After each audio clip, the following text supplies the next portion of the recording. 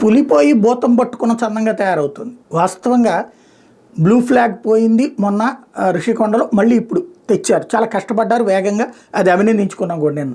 కానీ ఇప్పుడంట కొత్తగా విదేశీ పర్యాటకుల సంఖ్య పెరిగేందుకోసం రాష్ట్రంలోని బీచ్లలో కాక్స్ పాకలు ఏర్పాటు చేస్తారు. అంటే రెల్లి గడ్డితో ఏర్పాటు చేసిన పాకలు ఏర్పాటు చేస్తారు. బాగుంది అది. విదేశీయుల కోసం ఎందుకు, మన స్వదేశీయులకు కూడా వేయచ్చు. అక్కడ శుభ్రంగా ఏ భోజనాలు గీజనాలు అట్లాంటివి ఏర్పాటు చేస్తే బాగానే ఉంటుంది.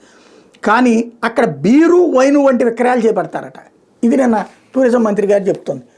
అంటే మనం బీచ్లకి వెళ్ళేది మందు కొట్టడానికే, కుటుంబ సహితంగా వెళ్ళడం కోసం కదా బీచ్లో ఉండాల్సింది. మందు కొట్టడానికి విదేశాల్లో ఉంది ఆ సంస్కృతి. విదేశాల్లో ఇప్పుడు థాయిలాండ్లో, లేకపోతే మలేషియాలో, లేకపోతే గోవాలోనూ, మన దేశంలో కూడా గోవా లాంటి చోట్లను మందు కొట్టడం కోసమే వెళ్తారు. తాగుబోతులకే అది హయ్యెస్ట్ ప్రయారిటీ. చివరికి కుటుంబం అంతా కలిసి తాగాలనుకుని అక్కడికి వెళ్తారు. బట్ ఆంధ్రప్రదేశ్కి ఆ దరిద్రం ఇంకా అంటలేదే. కుటుంబం అంతా ఇల్లు కలిసి మందు కొట్టేటటువంటి దరిద్రం ఇంకా అంటలేదే. బీచ్లకు కుటుంబాలతో వెళ్తారు ఇక్కడ ఎక్కువగా, స్నేహితులు వెళ్తారు, కుటుంబాలు వెళ్తారు.